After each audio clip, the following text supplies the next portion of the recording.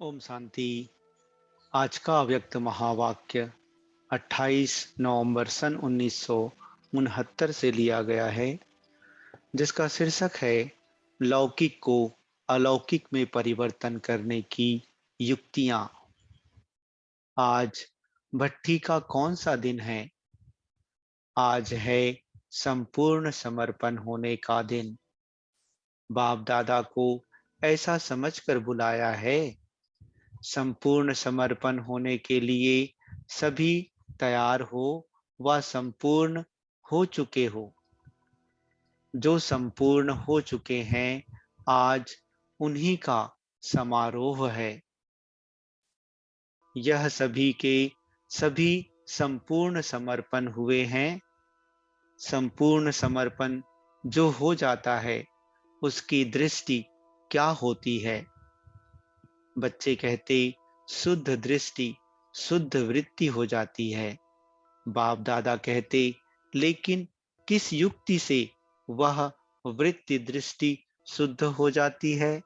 एक ही शब्द में यह कहेंगे कि दृष्टि और वृत्ति में रूहानियत आ जाती है।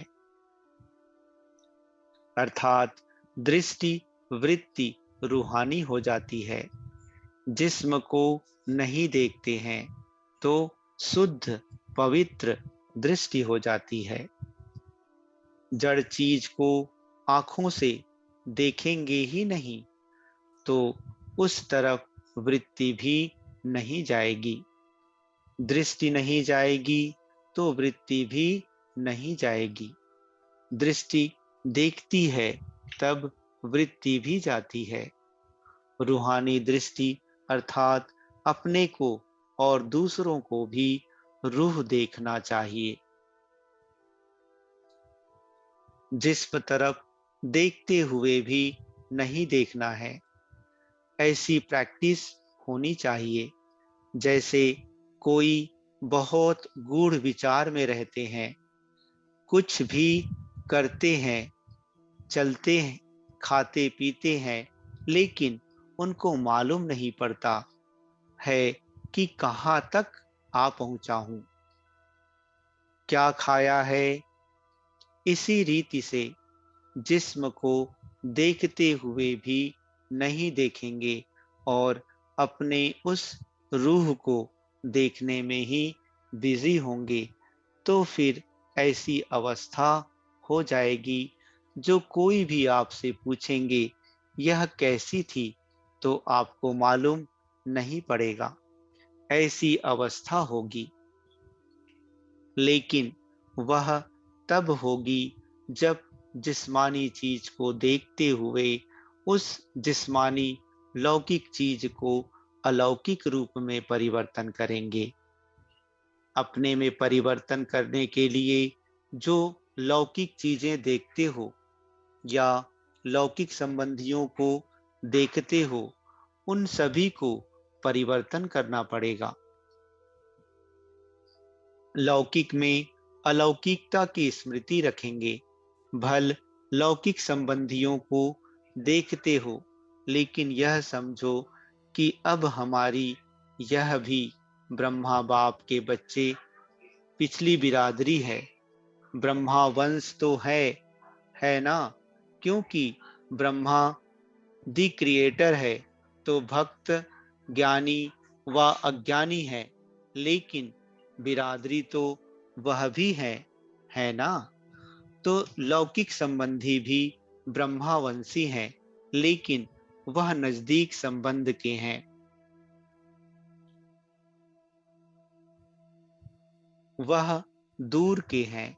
इसी रीति कोई भी लौकिक चीज देखते हो, दफ्तर में काम करते हो, बिजनेस करते हो, खाना खाते हो, देखते हो, बोलते हो, लेकिन एक एक लौकिक बात में अलौकिकता हो।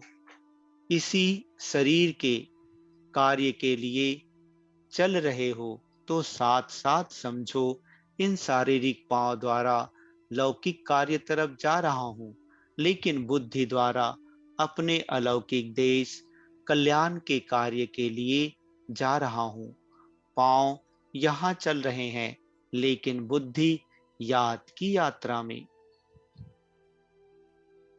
शरीर को भोजन दे रहे हैं, लेकिन आत्मा को फिर याद का भोजन देते जाओ। यह याद ही आत्मा का भोजन है। जिस समय शरीर को भोजन देते हो, ऐसे ही शरीर के साथ में आत्मा को भी शक्ति का, याद का बल देना है।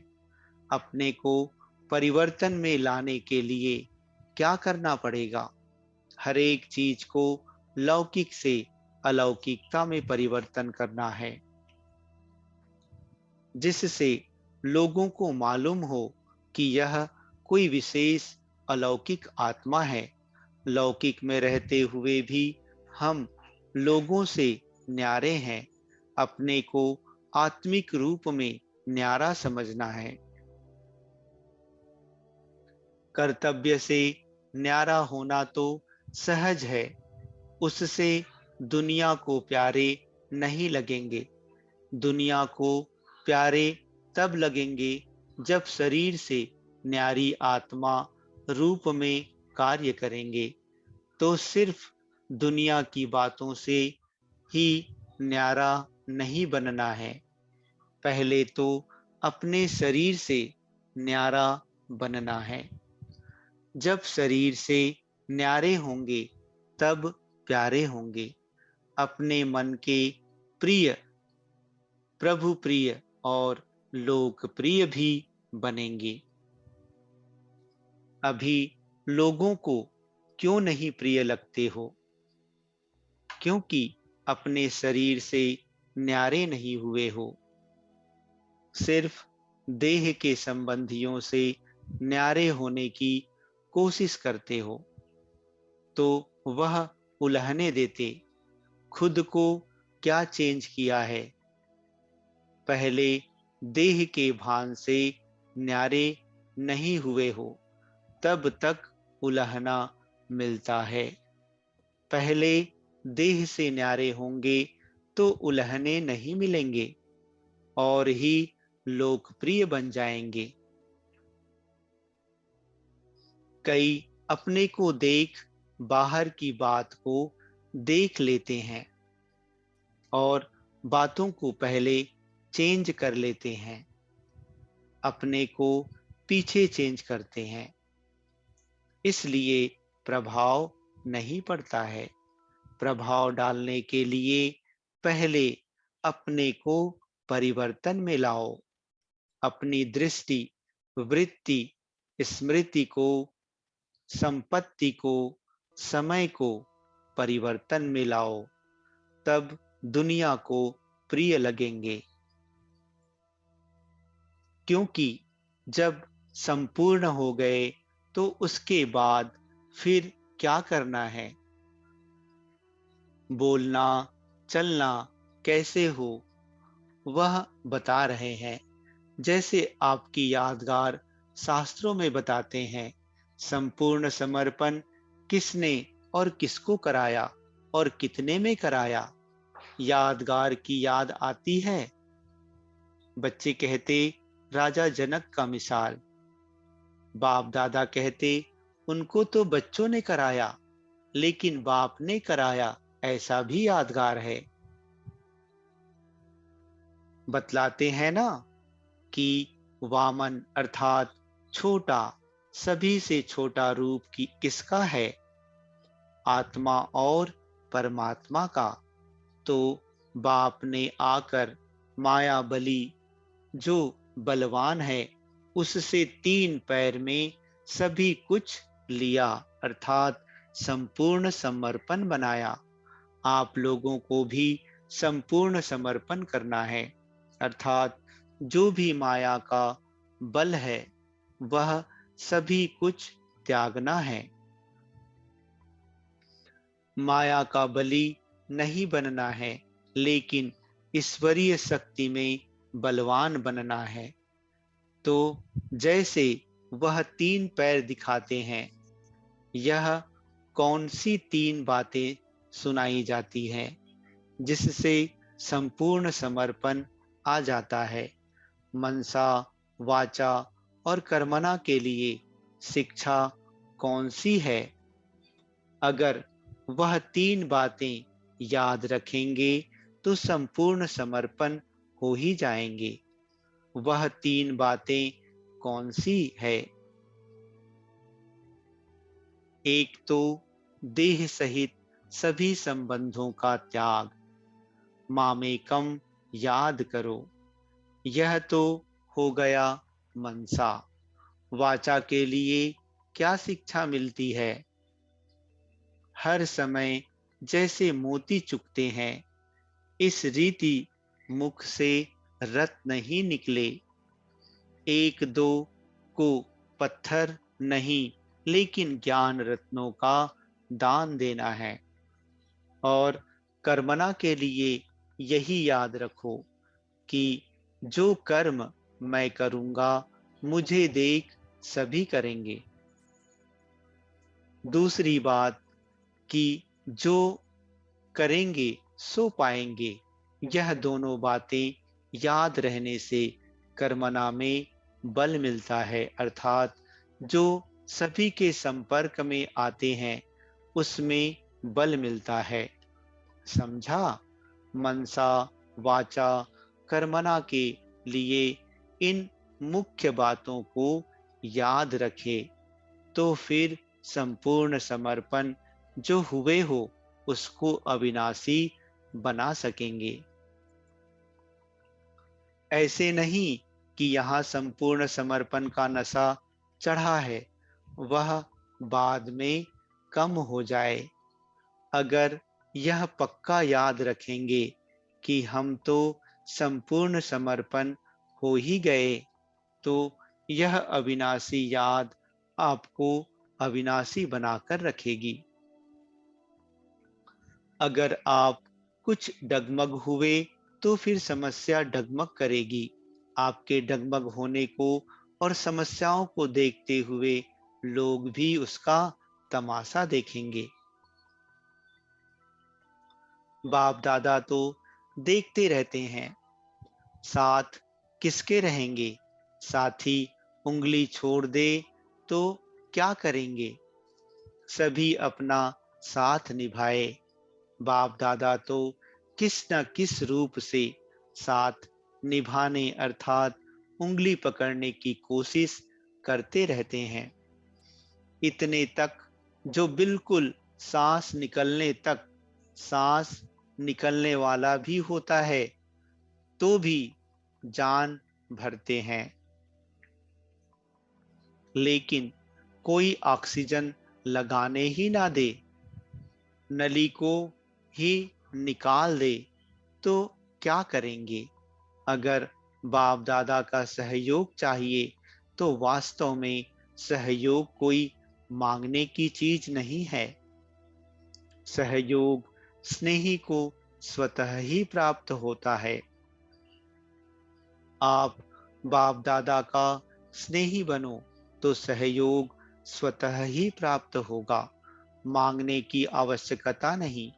आधा कल्प मांगते रहे भक्त रूप में, अभी बच्चा बनकर भी मांगते रहे तो बाकी फर्क क्या रहा भक्त और बच्चों में? लेकिन कारण क्या है कि अज्ञानी होकर सहयोग मांगते हो, अधिकारी समझो तो फिर मांगने की आवश्यकता नहीं। बीती सो बीती, जो बीत चुका उसका चिंतन ना करके बीती हुई बातों से शिक्षा लेकर आगे के लिए सावधान। अगर बीती हुई बातों को सोचते रहेंगे तो यह भी एक समस्या हो जाएगी। समस्याएं तो बहुत आती है, यह भी एक नई समस्या खड़ी कर देंगे। बीती को परिवर्तन में लाने, बल भरने के लिए उस रूप से सोचो। अगर यह सोचेंगे कि यह क्यों, कैसे हुआ, अब कैसे होगा, जंप दे सकूंगा या नहीं, क्वेश्चन नहीं करो। क्वेश्चन मार्क के बदली फुल स्टॉप बिंदी लगाओ। बिंदी लगाना सहज होता है। क्वेश्चन मार्क तो कोई लिख सके वा नहीं, लेकिन यहाँ क्वेश्चन लगाना सभी को आता है। बिंदी लगाते जाओ तो बिंदी रूप में स्थित हो सकेंगे। म्यूजियम या प्रदर्शनी में आप लोग समझाने के बाद फिर क्या करते हो? म्यूजियम व प्रदर्शनी के पश्चात क्या करना है, वह पर्चा सभी को देते हो। तो बाप दादा भी आज पूछते हैं कि आप भट्ठी के पश्चात क्या करेंगे, यज्ञ के कार्य को कैसे आगे बढ़ाएंगे, अपनी उन्नति का साधन क्या करेंगे, दैवी गुण धारण करना, स्नेही बनना, यह तो करना ही है, लेकिन प्रैक्टिकल रूप से क्या देंगे?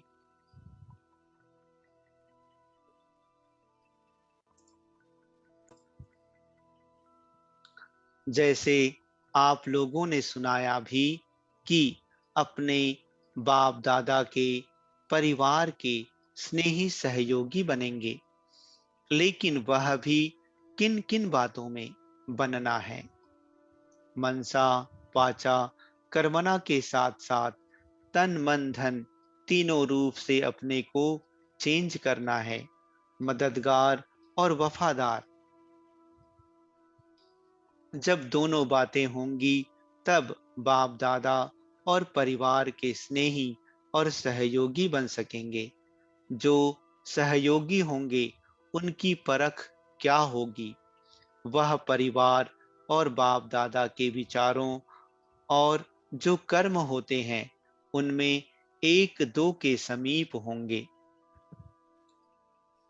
एक दो के मत के समीप आते जाएंगे, तो फिर मतभेद खत्म हो जाएगा। एक तो मददगार और वफादार, उसका तरीका भी बताया। दूसरी बात यह है कि जो भी संपूर्ण समर्पण होते हैं उनको अपना तन मन धन और समय, यह चारों चीजें कहाँ लगानी चाहिए? यह तो जरूर है कि प्रवृत्ति मार्ग तरफ भी ध्यान देना है, लेकिन यह जो चारों चीजें देते हो उसके लिए आपके मन में जजमेंट ठीक है कि हम यथार्थ रीति प्रयोग कर रहे हैं? संपूर्ण समर्पण आत्मा को जो सचमुच तन मन धन और समय देना चाहिए, इस प्रमाण दे रहे हैं? यह पोता मेल भी निकालो कि तन मन धन और समय का प्रयोग कहाँ करते हैं। जैसे अपने घर का पोता मेल रखते हो, वैसे जो संपूर्ण समर्पण हुए हैं उन्हों को यह भी पोता मेल निकालना चाहिए। तन भी कहाँ और कैसे लगाया, यह शार्ट में लिखना है, लेकिन स्पष्ट, क्योंकि डिटेल भी होता है परंतु स्पष्ट नहीं होता। इसलिए शार्ट भी हो और स्पष्ट भी हो। जितना जितना शार्ट और स्पष्ट लिख सकेंगे उतना आंतरिक स्थिति भी स्पष्ट और क्लियर होगी। संकल्प को शार्ट करेंगे तो समाचार भी शार्ट होगा और पुरुषार्थ की लाइन क्लियर होगी तो समाचार भी स्पष्ट होगा। इसमें सारा पोता मेल आ जाएगा। तीसरी बात यह याद रखने की है कि मनसा वाचा कर्मणा जो कुछ भी अब तक पुरुषार्थ की कमी के कारण चलता रहा उसको बुद्धि से बिल्कुल ही भूल जाओ, जैसा कि अब नया जन्म लिया है। पुरुषार्थ में जो बातें कमजोरी की है, वह सभी यहाँ ही छोड़कर जानी है।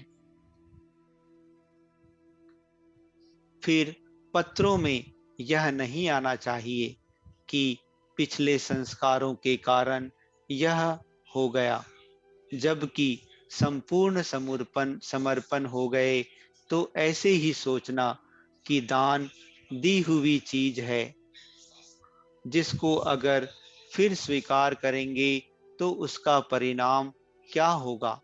यह स्मृति रखने से चारों बातें चेंज हो जाएंगी।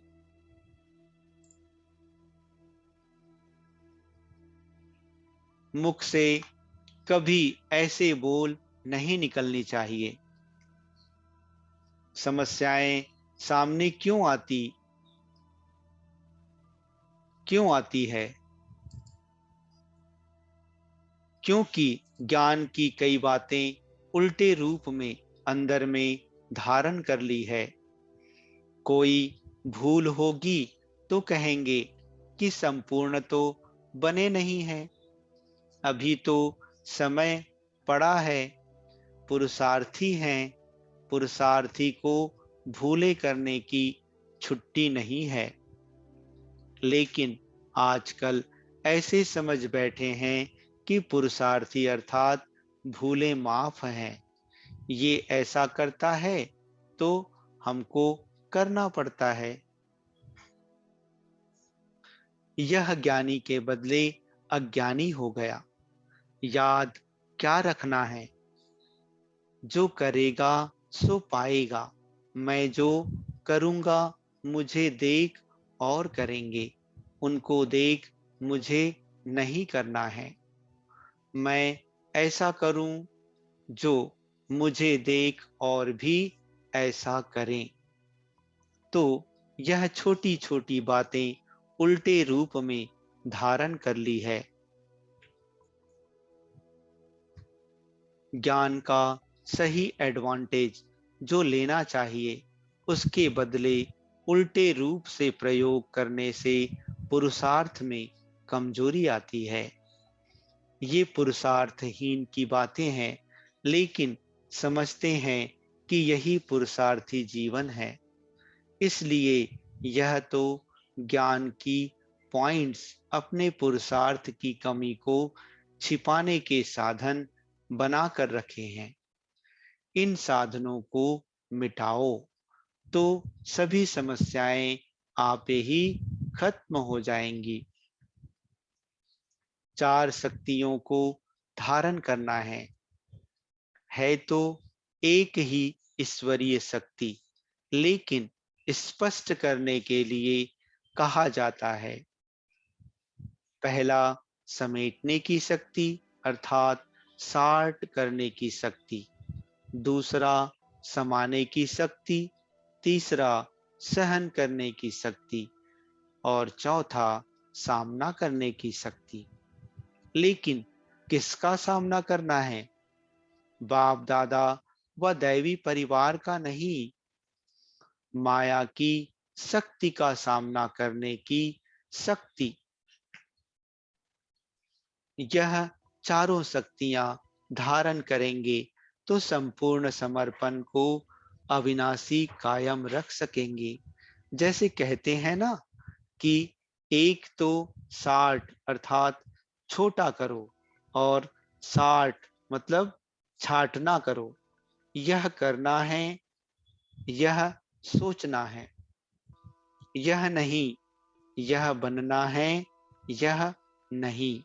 60 करते जाओ और जितना हो सके 60 करो।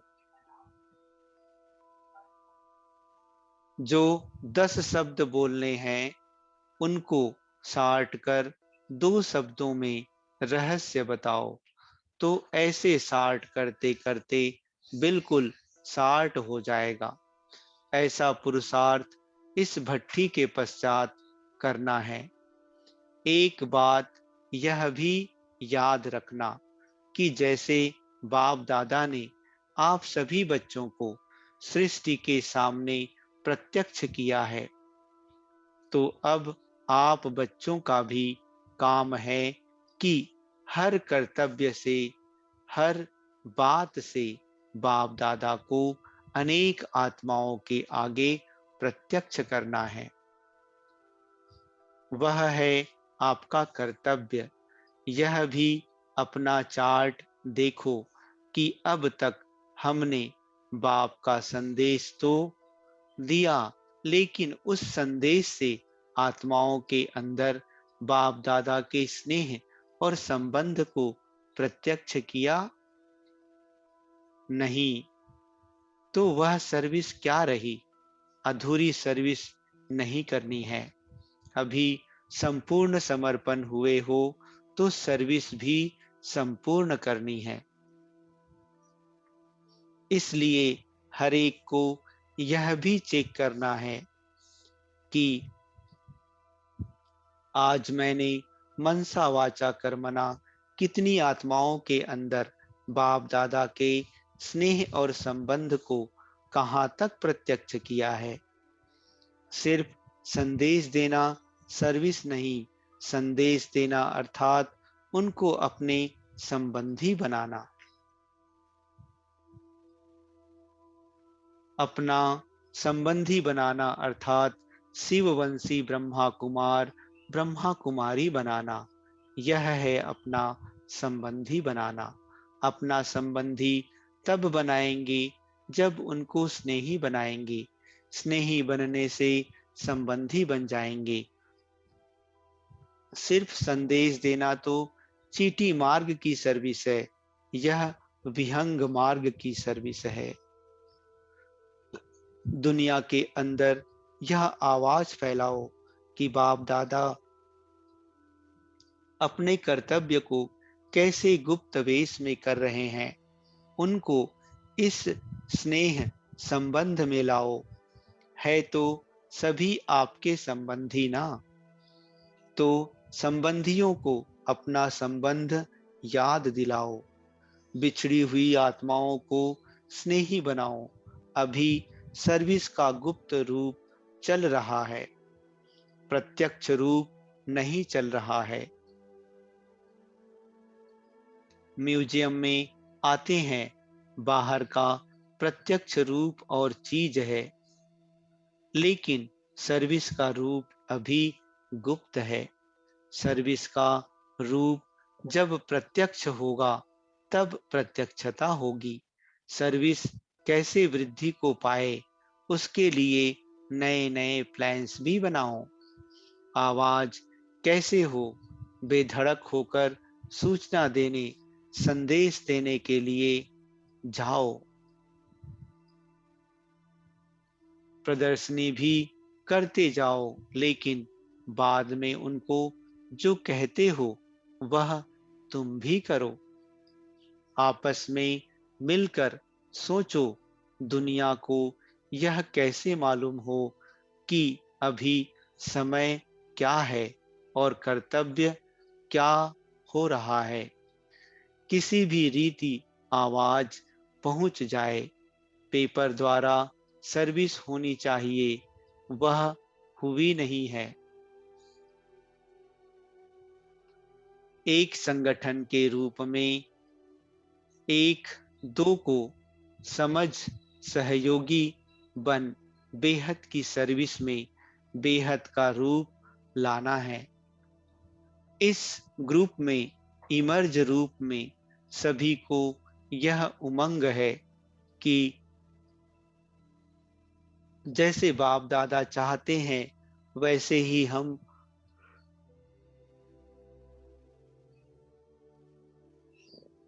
100% करके दिखाएं। जैसे यह इमर्ज रूप में है, पूरा हो जाएगा। सभी के मन में जो है कि टोटली अर्थात पूर्णतः लौकिक कार्य से सभी सरेंडर हो जाएं, वह दिन भी नजदीक है। लेकिन वह तब होगा जब मन से सरेंडर होंगे। फिर लौकिक कार्य से सरेंडर होने में देरी नहीं लगेगी। इस बारी मन से सरेंडर हो जाओ। जिसकी रिजल्ट अच्छी देखेंगे उस अनुसार नंबर देंगे। भट्ठी का प्रोग्राम भल हो ना हो, लेकिन मधुबन तो है ही भट्ठी। मधुबन आते रहेंगे और अपना अमर बनने का सबूत देते रहेंगे। सभी से बड़ा सरेंडर होना है संकल्पों में। कोई व्यर्थ संकल्प ना आए।